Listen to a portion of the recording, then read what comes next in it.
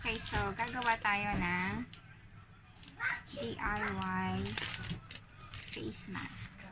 Kasi in case walang mabilihan na talaga, kailangan gumawa ng paraan. So, meron ako mga packaging na binili. This one. Kuhanin ko yung wire para dito siya ilalagay ko.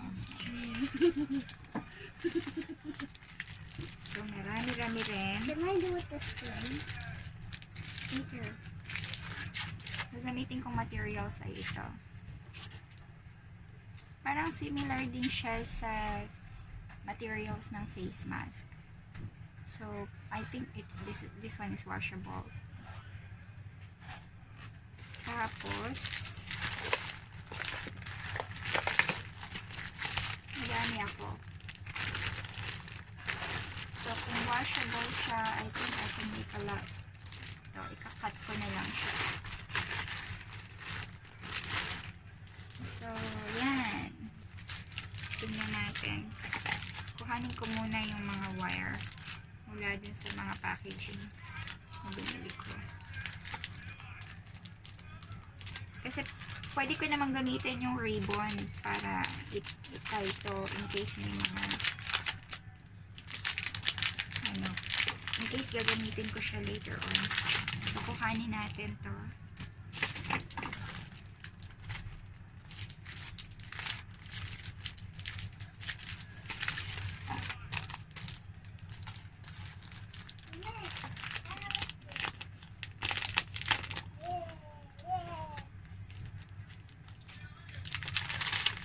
Kuhanin natin. Saka ito. Yan, yung wire niya.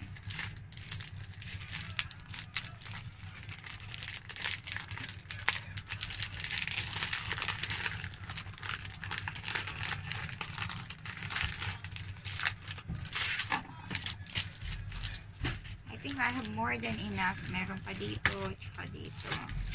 So, madami-dami rin. Okay.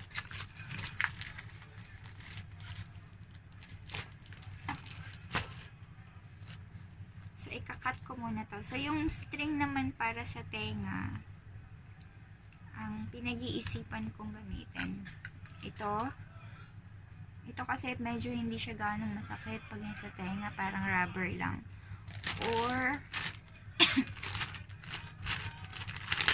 Or ito, na parang masakit pag inilagay sa tenga. Pero mas tatagal. So, let's see. I will try to make one that is made of this kind. And then, ito rin. Compare ko. So, gawa tayo.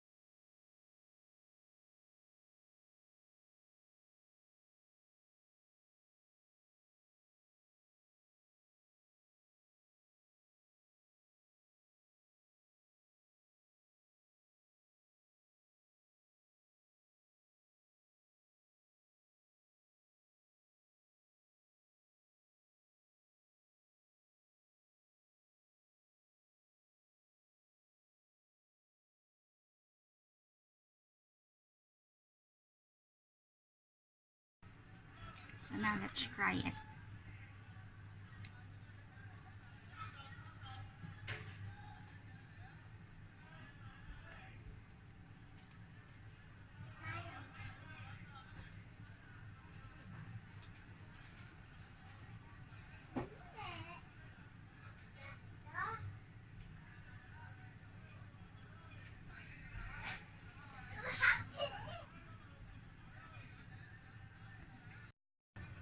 Wala siyang gap. Kahit dito sa side, walang gap. So, I think I like this one better than the mask that I have. Yan. So, this one, nalalabahan siya. Subukan ko rin siyang labahan. And I will show you kung anong resulta after mabasa. Yan.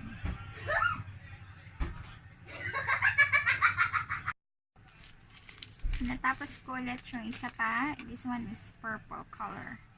Ito yung sa my nose. Tapos nilock ko siya both side para hindi mag-move yung wire. Tapos ito yung sa tenga. Yan. This time, tinahi ko yung sa ilalim. Kasi, ewan ko, parang tingnan ko lang kaibahan. So, ilagay ko na siya dito sa plastic.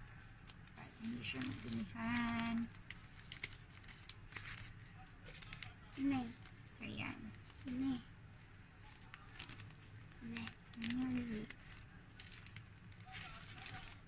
Dapat pala mas malaking plastic para selyado. Yan. Seal ko siya sa taas. Na meron na akong isa. Ito yung sa akin. Tinry ko siyang tahiin din yung sa bottom. Sa sukat ko. Ito yung sa nose. Katulad niyan. Nilak ko yung sa both side. So, yan. Why are you good at handmade? Not really good. Why you can make mask? Yan. So, tapos ito yun sa bottom. Tinahi ko siya. So, ngayon medyo, pero okay na rin. Can you put it down? Yeah, try to pull it down. This. Pero mas gusto ko siya na medyo mataas. Ang gusto ko lang dito, wala siyang gap. So, even here, walang gap. Dito, ayun, sa ilalim. Yung normal mask naman, ganyan din eh, di ba? So, yung dito, mas okay siya. Kasi, close talaga. You can see, closer, mahigpit. Pero, hindi siya masakit sa tenga kasi ang ginamit ko yung string na ginagamit sa mga bracelet. So, ayan. Excited na ako na gamitin to. Yan. Thank you, Lord, talaga. Kasi I've been praying kung paano makaka-help. So, it so happened na meron akong materials na medyo similar dun sa mga face mask na ginagamit natin. Tapos, breathable siya. And then, also, washable. Kaya, kung sino man mga may gusto, gagawa pa ako. So, ito yung first ko na nagawa. Siyempre, pamimigay. Okay. So, today, ang natapos ko is 2 for kids, 2 for adult. Hindi kasama yung personal ko. Ito yung sa akin. At saka yung kay Daniel. Yung kulay orange. Suot na niya.